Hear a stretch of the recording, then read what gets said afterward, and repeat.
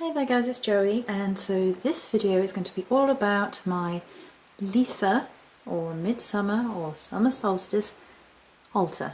So this is the seasonal altar. I'll try and back off a bit. I'm at full zoom, I believe. Yep, I'm at full zoom, so you can see it's quite large, my seasonal altar. I like the space on this one.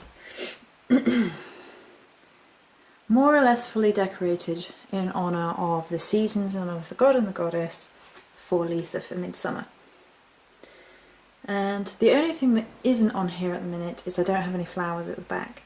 I will probably go and get those the day before, maybe on the day for midsummer. I'll try and get some sunflowers maybe. I tried to get sunflowers last year and it was incredibly difficult for some reason. But anyway, I thought I would show you around and talk to you about the different symbolisms and so on and so forth of the Litha altar. So to start off with, we have the elements as usual, with the little elemental guardians and the crystals in each corner. If you haven't seen my videos before, I get these from thefragranttemple.co.uk, and she's an incredibly gifted lady with these beeswax spirals. She's also done this, or created this, I don't like saying, she's also done this.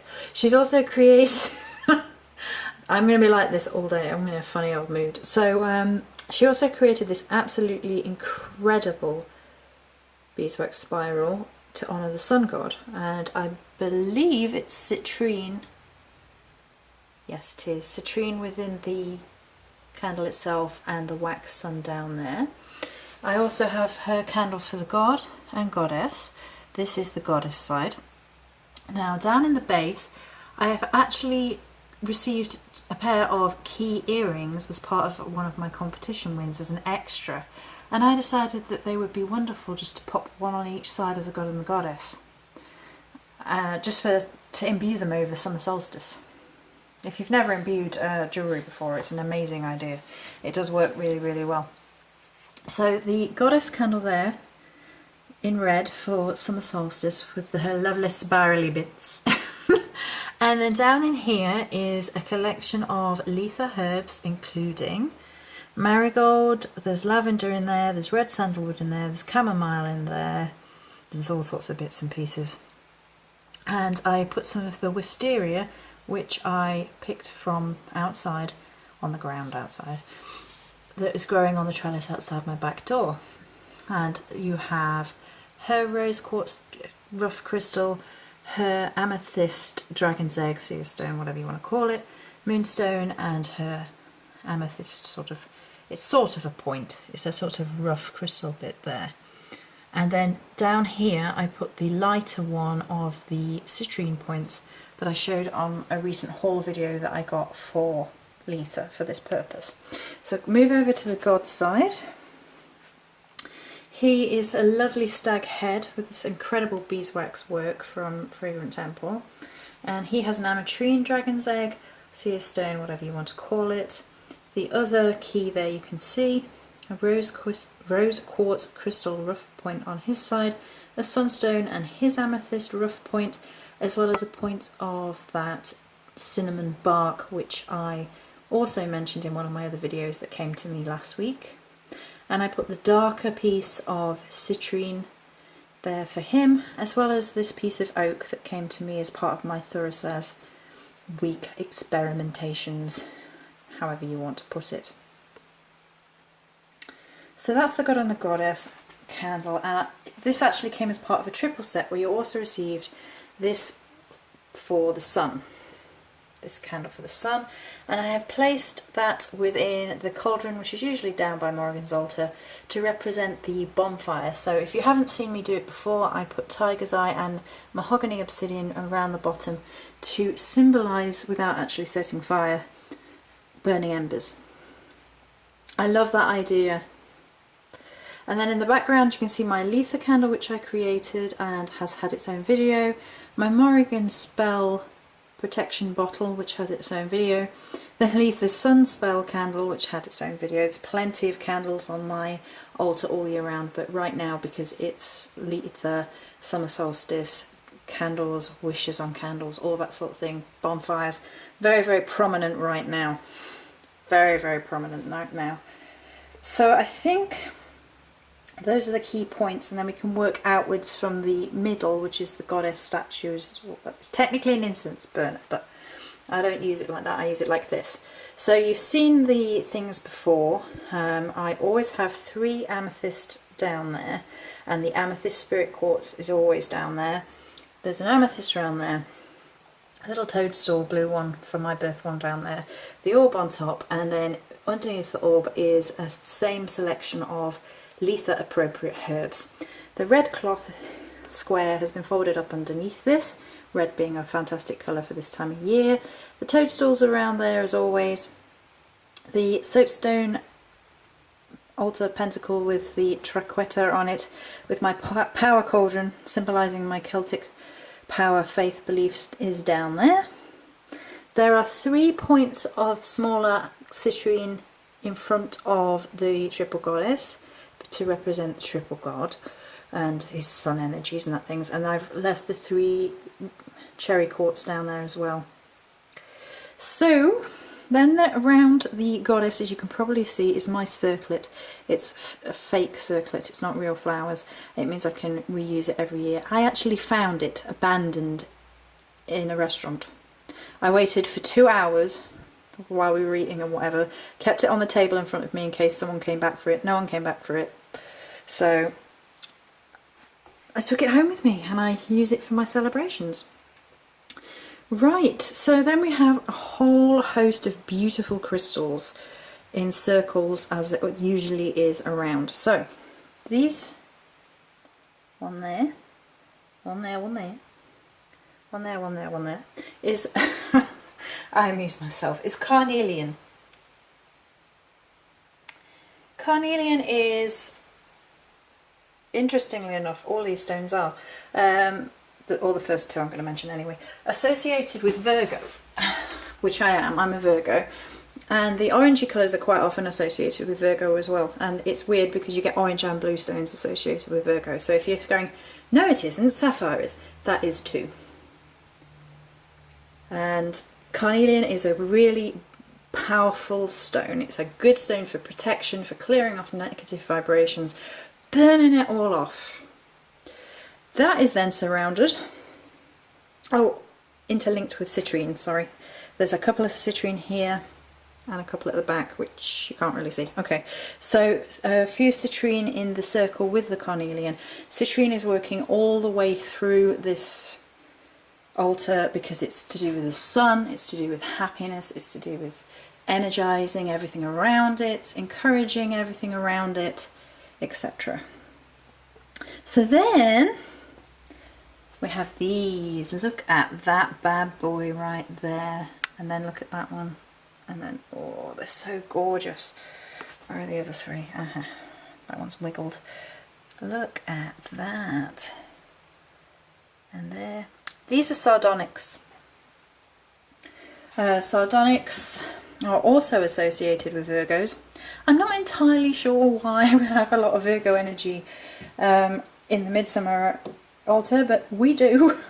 And it's a power crystal. It's a masculine power crystal. It's for encouraging you to get off your bum and do all those things you should do, to get creative, to get your willpower going, all those sorts of magical male masculine oomph energies that you find quite part and parcel of the whole Litha experience. As far as I'm concerned, it's a very powerful time, very masculine time, very get up and go and energizing, etc, etc. Then as usual we have the beautiful amethyst point and the rough crystals of amethyst, the amethyst beds. I realised I called them beds and confused everybody the other day. Quite frequently I've heard them referred to as beds or as clusters. It's up to you. Around there are those as well, and then the final one is citrine and amethyst. Citrine and amethyst. citrine and amethyst, citrine and amethyst, citrine and amethyst, yada yada yada, all the way around. And roughly strewn about are some yellow rose petals which I collected from outside, as well as some bay leaves. Bay leaves are really great at this time of year, very umphy, very masculine, very powerful, very victory, very warrior-esque. So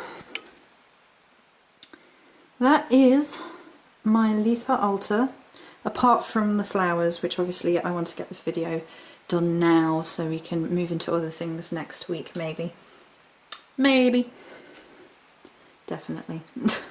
What I will actually do on Litha Midsummer is video my day like I did for Beltane, sorry, I say Beetha. Litha, Beetha, Litha, Beetha, Litha. Talking nonsense. Do. Okay, so now you're all thinking I'm insane, which is right, you're good.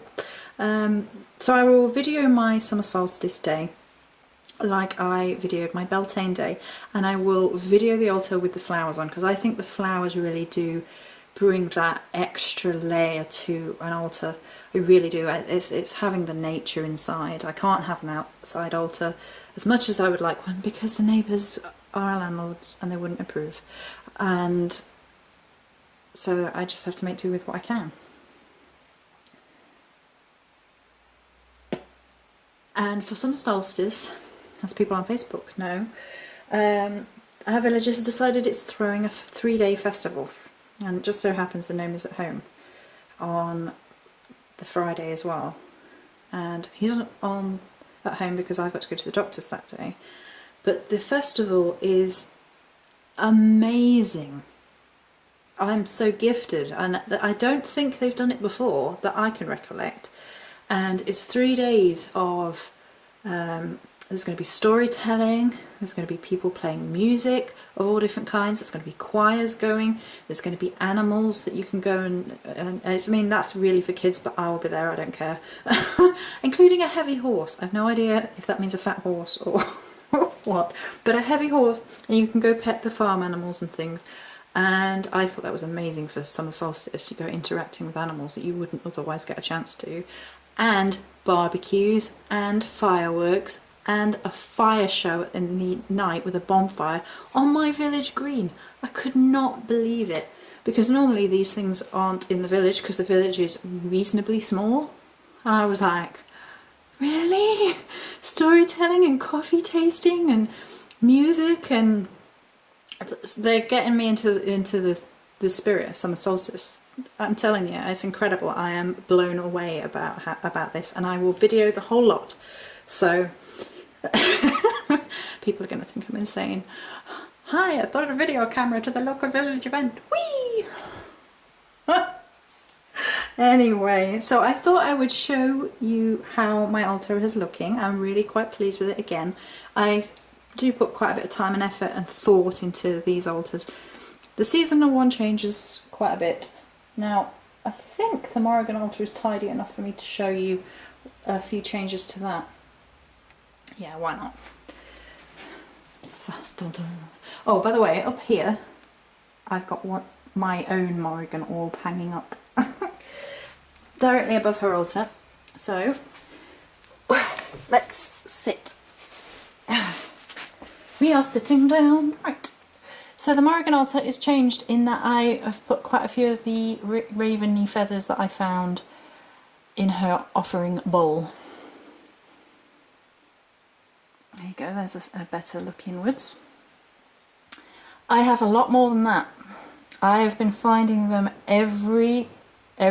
I find a lot of them. And so I'll zoom out, so that's reasonably the same apart from the keys. So if we zoom into Babe's bits, there's Babe's bit with her spell cauldron that I made for her, the little spell candles that I burn, and then her key, as well as her crystals and things. Moving, oh, that's a little bit more simpler. And there's some obsidian arrowheads. Miss Desert Siren, with your obsidian arrowheads, feeling the energies, feeling the energies. And then there's a new, oh, Babe does have a feather. it's hiding in the bottom of the spell cauldron. And then there's a news with her feather, her spell cauldron I made her, that the spell candle I burn, and her key, and then the jet skull, which is a newish addition. And then we come down here, and there's Macha's key and the crystals I've lined up. There's a little feather there at the minute for Macha as well. I love how the two points come down like that over the Morrigan bowl. I'm loving that. Oh, there's something else I've done. I mentioned this on this video and I've forgotten because the citrine isn't currently here.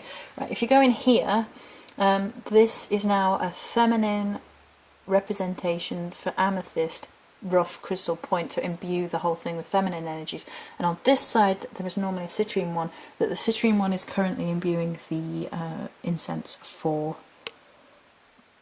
Litha. And on this side I have my wand, on this side I now have my athame, and then over here is the wand which showed up this week and is yet to be decorated, and something I am super excited to do for summer solstice is create a wand on summer solstice, because it's stereotypical or traditional idea of something you can do on summer solstice is to make a wand, and I haven't ever made a wand from scratch before, so we will see how that gets on. And I have some other creative ideas which you will have to wait and see. It's a surprise, but I got this idea this morning and I am psyched for it. I've spent all morning going, I don't want to wait, I don't want to wait, I want to make it now, I want to make it now. But I have to wait a week, because on Friday we're going to go and pick up some bits and pieces so I can do some more crafting, and I will share it all with you. So I hope you enjoyed this video, having a quick look over the two altars, and I hope whatever you're doing this week leading up to summer solstice, you are truly blessed. Many blessings.